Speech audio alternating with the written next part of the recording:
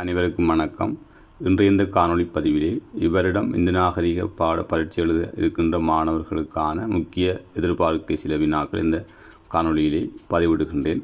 அந்த வகையிலே 61வது கேள்வி, அங்கோவாட் சிவாலயத்தை அமைத்த மன்னன் யார் என கேட்கப்பட்டிருக்கின்றது. அங்கோவாட் சிவாலயத்தை அமைத்த மன்னன் யார் என கேட்கப்பட்டிருக்கின்றது. நாங்கள் தென்கிழக்கு ஆசிய நாடுகளுக்குள்ளே இந்த விடயம் படித்திருக்கிறோம். கம்போடியாவில் இருக்கின்ற ஒரு சூரியவர்மனால் அமைக்கப்பட்ட ஒரு ஆலயம். ஆகவே இரண்டாவது விடையாகும். அதுக்குரிய சரியான விடையாகும்.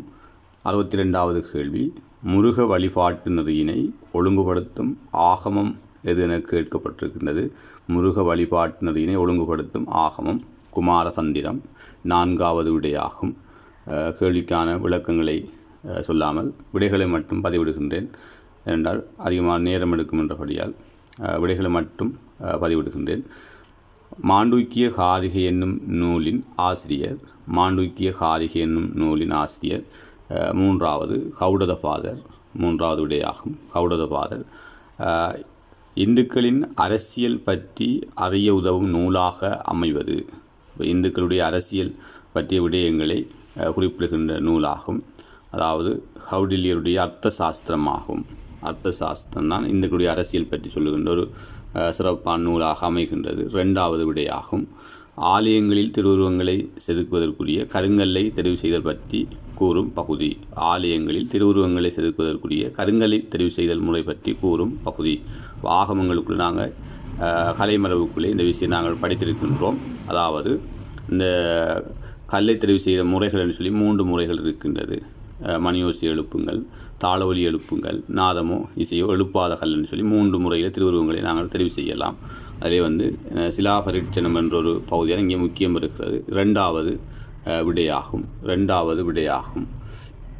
66வது கேள்வி, விஜயநகர நாயக்கர் காலத்தில் வைணவத்தில் கோட்பாடு ரீதியாக ஏற்பட்ட மாற்றம். விஜயநகர நாயக்கர் காலத்தில் வைணவத்தில் கோட்பாட்டு ரீதியாக ஏற்பட்ட மாற்றம் எதன கேட்கப்பட்டிருக்கின்றது. அப்போ நாங்கள் பார்த்தோம்னு சொன்னால் தென்னிந்திய வரலாற்றிலே கோபுரங்கள் மிகுதியாக உயர்வாக வளர்ச்சி பெற்ற காலம் என்று சொல்லப்படுகின்ற இந்த நாயக்கர் காலத்திலே வைணவ ரீதியாக வடகலை வைணவம், தென்கலை வைணவ என்று சொல்லி 2 பிரிவாக அங்கே வளர்ச்சி பெற்றது. ஆகவே 4வது விடைய சரியான விடையாகும்.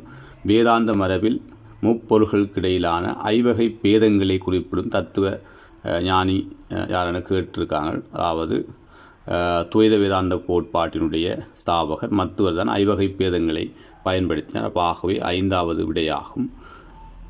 68வது கேள்வி, இந்திய தத்துவ மரபில் அவைதீகம் என குறிப்பிடப்படுவது. அதாவது இந்து சமயத்துக்கு எதிரான சமயங்கள்னு சொல்லுவோம். அவைதீகம் என்றது இந்து சமயத்துக்கு எதிரானது. வைதீகம் என்றது இந்து சமயத்தை ஏற்றுக்கொள்ளக்கூடிய சமயங்கள். அவைதீகம் என்றது சமணம், பௌத்தம், உலகாயுதம் போன்ற மதங்கள் நாங்கள் சொல்லுவோம். அவைதீக மதம் என்று சொல்லுவோம். ஆக 1வது விடை தொகுதியிலே அது இருக்கின்றது. 69வது கேள்வி, பல்லவ மன்னன் ராஜசிம்மன் என்பவனால் அமைக்கப்பட்ட பெரிய திருக்கற்றளிக்குரிய ஆலயம். அதாவது தமிழக வரலாற்றிலே பல்லவர் காலத்திலே மிகவும் பெரிய ஒரு கட்டுமானத்தை கொண்ட ஒரு ஆலயமாக காணப்படுவதுதான் இந்த காஞ்சி கைலாசநாதர் கோயில். இதுதான் இந்த பெரிய திருக்கற்றளியான் என்ற ஒரு சிறப்பு பெயரை பெறுகின்ற ஒரு கற்றளி ஆலயமாகவும் இது காணப்படுகிறது. 3வது விடையாகும். இருக்கு வேத மந்திரங்களை ஓதுபவர்கள் எவ்வாறு அழைக்கப்பட்டனர். இருக்கு வேத மந்திரங்களை ஓதுறாக்கள் எப்படி அழைத்தாங்க. அதாவது இருக்கு வேத மந்திரங்களை ஓதுறாக்களை கோத்திரர் அல்லது கோதான்னு சொல்கிற ஒரு மரபு இருக்கின்றது. கோத்திரன் தான் அழைப்பார்கள். பொதுவாக மந்திரங்களை ஓதுறாக்களை புரோகிதர்னு சொன்னாலும் இருக்கு வேத மந்திரங்களை ஓதுறாக்களை கோத்திரன்னு சொல்லுவார்கள். கோத்திரர் என்று சொல்கிற மரபு காணப்படுகிறது. 2வது விடையாகும். பிரமிட் வடிவில் விமானத்தை கொண்டிருந்த ஆலயம் எது என கேட்கப்பட்டுள்ளது. பிரமிட் வடிவிலே விமானத்தை கொண்டது. பிரமிட் வடிவிலே விமானத்தை கொண்டு காட்சி அளிக்கின்ற ஆலயம் தஞ்சை பெருங்கோயில். இது நிழல்சாயா கோயில், தக்கணமேடு, தென் திசை மேரு, பிருகதீஸ்வரம் போன்ற சிறப்பு பெயர்களாலும் இந்த ஆலயம் அழைக்கப்படுகிறது. ஆகவே 4வது விடையாகும். வேதங்களை ஆங்கிலத்தில் மொழிபெயர்த்தவர். குறிப்பாக இருக்கு வேதத்தை ஆங்கிலத்தில் மொழிபெயர்த்தவர் இவர்தான். மனித சமூகத்தின் முதல் புத்தகம் இருக்கு வேதம் எனவும் குறிப்பிட்டவர். ஆகவே மார்க்ஸ் முல்லர் தான் இதுக்குரிய சரியான விடையாகும். மார்க்ஸ் முல்லர் ஆகும். 73வது கேள்வி, மூவகை வித்து என்ற பொருளில் வரும் திரைவித்தியா என்றது, அதாவது பழமையான 3 வேதங்களை சொல்வது, அறிவுக்குரிய வித்தைகள்னு சொல்லுவார்கள். இருக்கு ஜசுர் சாமம்னு சொல்லி நாங்கள் வேதங்களுக்குள்ளே படிச்சிருக்கிறோம். ஆகவே 4வதாக இணைக்கப்பட்ட அதர்வன வேதம் இந்த பகுதிக்குள்ளே வராது. வேணிய 3 வேதங்களும் வரும். 2வது விடையாகும். சிந்துவெளி காலத்தில் வாழ்ந்த மக்கள், இப்போ சிந்துவெளி கால மக்கள் திராவிடர்கள்னு சொல்லுவார்கள். திராவிட இனத்தைச் சேர்ந்தவர்கள். வேதகால மக்கள் ஆரிய இனத்தைச் சேர்ந்தவர்கள். ஆகவே 2வது விடையாகும். நீண்ட ஆயுளை அளிக்க வல்ல மந்திரமாக அமைவது. நாங்கள் அந்த அதர்வன வேத பகுதியிலே பல மந்திர பகுதிகளை நாங்கள் படித்திருக்கின்றோம். பேசாஞானி நீண்ட ஆயுளை அளிக்க வல்ல மந்திரம், பௌஷ்டிகானி செல்வச் செழிப்பை அளிக்க வல்ல மந்திரம், ராஜகர்மானி அரசர்களின் நன்மைக்காக மேற்கொள்ளப்படுவது, ஸ்திரீகர்மானி பெண்களின் சுபிட்சத்துக்காக மேற்கொள்ளப்படுவது, புருஷகர்மானி ஆண்களின் நன்மைக்காக மேற்கொள்ளப்படுவார். மந்திர பகுதி நிறைய மந்திர பகுதியில் இருக்கின்றன. ஆகவே 1வது விடையாகும். 77வது கேள்வி. உழவனும் வர்த்தகனும் தங் கருமங்களில் சித்தியையும் இன்பத்தையும் பெற உதவும் அதர்வன வேத மந்திர பகுதி. பௌஷ்டிகான் கேட்டிருக்காங்க. பௌஷ்டிகான் செல்வச் செழிப்பு பௌஷ்டிகானி. ஆகவே 3வது விடையாகும். கேரளா, ஆந்திரா, மணிப்புரி ஆகிய பிரதேசங்களில் வழங்கப்படும் நாட்டியங்களுக்கு முறையே இதை கேட்டிருக்காங்க. இப்போ கேரளாவில் கதகளி ஆடுற மரபு இருக்கின்றது. அதே மாதிரி ஆந்திராவில் குச்சிப்பிடி, மணிப்புரியில் மணிப்புரி. அப்படியான விடத்தொகுதி 2வது விடை இருக்குது பாருங்கள். 2வது விடை வரும். வேதகால கடவுள் கொள்கையை 3ஆக வகுத்தவர் மார்க்ஸ் முல்லர். வேதகால இயற்கை சக்திகளை 3ஆக வகுத்தவர் தான் ஜாஸ்கர். கடவுள் கொள்கையை 3ஆக வகுத்தவர் மார்க்ஸ் முல்லர். 2வது விட. பெரிய புராணம் இவற்றை அடியொற்றி எழுந்தது. இந்த பெரிய புராணம் தான் 63 நாயன்மார்களையும் சிறப்பை விவரிக்கின்ற ஒரு தமிழ்மொழி புராணமாக காணப்படுகிறது. இந்த பெரிய புராணம் திருத்தொண்டர் தொகையை அடிப்படையாக கொண்டது. ஆகவே 1வது விடையாகும். 1வது விடையாகும். 81வது கேள்வி. அரசியல் சமூக கோட்பாடுகளுடன் வைணவ நெறியை ராமபக்தியை இணைத்தவர். அரசியல் சமூக கோட்பாடுகளுடன். ஆகவே 1வது ராமானந்தர். இவர்தான் வட இந்திய பக்தி இயக்கத்தினுடைய முன்னோடியாக காணப்பட்டவர். வேள்வி வழிபாட்டில் பிரதான இடத்தை வகிப்பவர். வேள்வி வழிபாட்டில் வேத காலத்தில் முக்கிய இடத்தை பெறுகின்ற தேவர்கள் நாங்கள் பார்த்தோம்னு சொன்னால் புரோகிதர், அக்கினி பகவான், அதே போன்று சோமன் போன்ற விடைத்தொகுதி இருக்கான்னு பாருங்கள். இங்கே புரோகிதன், அக்கினி பகவான், சோமன் 1வது விடைத்தொகுதியிலே இருக்கின்றது. ஆணவத்தின் மறு பெயர்கள் அடங்கும் சரியான தொகுதியை கேட்டிருக்காங்க. அப்போ ஆணவம் ஒரு கொடிய மலம், இருள் மலம், சகசமலம், மூலமலம், இப்படியான பெயர்களை இந்த ஆணவம் கொண்டிருக்கின்றது. ஆகவே விடைத்தொகுதி நாங்கள் பார்த்தோம். 1வது விடைத்தொகுதியில் இருக்கின்றது. புல்லாகி பூடாகி புழுவாகி என்றது திருவாசகம். இது மாணிக்க வாசகருடைய பாடல். 5வது விடையாகும். 5வது விடையாகும். தென்னாட்டிலே சிறந்த வார்ப்பு விக்கிரகங்கள் படைக்கப்பட்ட காலம். வார்ப்பு கலை, படிமக்கலை, விக்கிரகக்கலை, பஞ்சலோக விக்கிரகக்கலை எல்லாமே சோழர் காலத்திலே அது வளர்ச்சி பெற்றது. வார்ப்பு கலைக்கு பேர் போன ஒரு காலம் என்று கேட்டால் அது சோழர் காலம். 3வது விடை. உயிர்கள் அனைத்தும் உலகமும் இறைவனது சரீரம் என கூறியவர். அதாவது ஒன்று பிரிக்க முடியாது, 3க்கும் தொடர்பு இருக்குன்னு சொன்னவர் ராமானுஜர். 4வது விடையாகும். திருப்பல்லாண்டு பாடிய சைவ வைணவ பெரியார். திருப்பல்லாண்டு பாடியவர் சைவ வைணவ பெரியார். பெரியாழ்வார் வந்த விடை இருக்கணும். சேர்ந்தனர் பெரியாழ்வார். 5வது விடையிலே அது இருக்கின்றது. 5வது விடை தொகுதியாகும். 5வது. 88வது கேள்வி. 88வது கேள்வி. 8வது கேள்வியை பாருங்க. தென்கிழக்கு ஆசியாவில் பட்டாரகுரு என்ற பெயரினால் அழைக்கப்பட்டவர் யாரென கேட்க அகஸ்திய முனிவர். தென்கிழக்கு ஆசிய நாடுகளிலே குருமுனி பட்டாரகுரு என்ற பெயரால் அழைக்கப்பட்ட அகஸ்தியர். 3வது விடையாகும். பல்லவர் கால கட்டடக்கலையில் படிமுறை வளர்ச்சி, அதாவது பிரதானமாக 3 கட்டமாக இந்த பல்லவர் கால கட்டடக்கலை காணப்படும். அதாவது பல்லவர் காலம் கட்டடக்கலையின் ஒரு பொற்காலம் என்று கூட சொல்லுவார்கள் இந்த பல்லவர் காலத்தை. அதாவது 1வது குடை போகம், 2வது மலைதளி, 3வது கட்டுத்தளி அல்ல கற்றளின்னு சொல்கிறது. குடைவரை, மலைதளி, கற்றளி 2வது விடையில் இருக்கின்றது. 2வது விடை தொகுதி. பரிவாதினி என்னும் இயற்பெயர் கொண்ட வீணையில் வல்லவராக விளங்கினார். வீணை வாசிப்பதால் தான் அவருக்கு பரிவாதினி என்ற பெயர் வந்தது. மகேந்திரவர்மன் ஆவார். இவர் நிறைய விருது பெயர்களை கொண்டு விளங்குகின்றார். ஆகவே 1வது விடையாகும். பக்தியின் சிறவு பற்றி குறிப்பிடும் புராணம் எதன கேட்கப்பட்டிருக்கின்றது. பக்தியினுடைய சிறவு பற்றி மார்க்கண்டேய புராணம். பக்தி மார்க்கத்தில் நின்றவர் மார்க்கண்டேய புராணம். 4வது விடையாகும். சோதிட கலையில் வல்லவராக விளங்கிய சங்ககால புலவர். இங்கே நாங்கள் பார்த்தோம்னு சொன்னால் கணியன் பூங்குன்றனால் தான் இதுக்குரிய சரியான விடை. 1வது விடையாகும். பிருகத் ஜாதக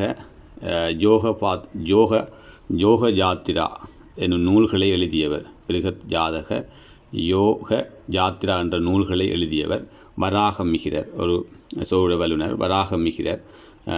ஆகவே 5வது விடையாகும். குப்தர் கால கல்வி நிலையங்களாக காணப்படுபவர் பீகார்,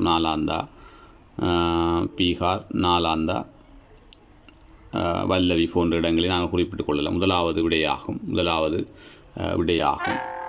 பழந்தமிழ் இலக்கியங்களில் சால்பு என்ற பதம் சுட்டுவது. பழந்தமிழ் இலக்கியங்களில் சால்பு என்றது பண்பாட்டை சொல்லுவார்கள். 2வது விட செய்யுள் நடையிலும் உரை நடையிலும் அமைந்த மந்திரங்களை கொண்ட வேதம் ஜசுர்வேதம். செய்யுள் நடையில் அமைந்த வேதம் ஜசுர்வேதம், பாட்டு வடிவில் அமைந்த வேதம் இருக்கு வேதம், இசை வடிவில் அமைந்த வேதம் சாமவேதம், மந்திரங்களை கொண்டது அதர்வன வேதம். இவ்வாறு நாங்கள் வேதங்களை அமைப்புகளை நாங்கள் இந்த விஷயங்களை படிச்சிருக்கின்றோம்.